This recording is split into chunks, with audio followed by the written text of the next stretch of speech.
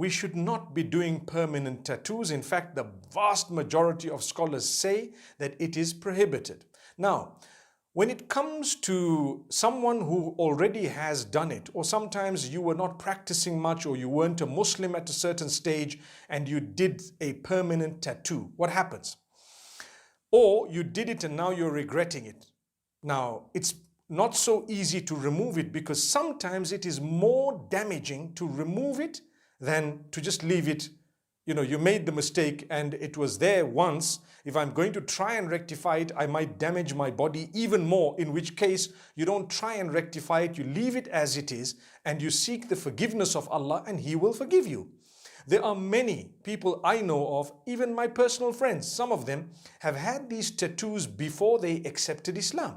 When they reverted, it was impossible to remove it, or extremely difficult, painful, or it was going to be more damaging. So they didn't do it. In some cases, I told them, don't do it, because then you're defeating the purpose. You're trying to cure something with something even worse.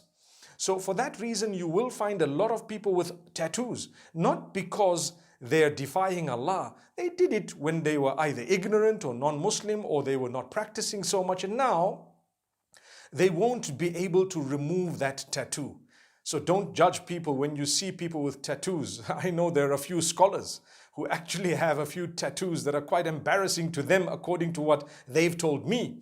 And then subhanallah, because they know the ruling, and this is the ruling actually, that you don't have to remove it if you cannot remove it, or it is difficult or harmful or painful, etc. You don't.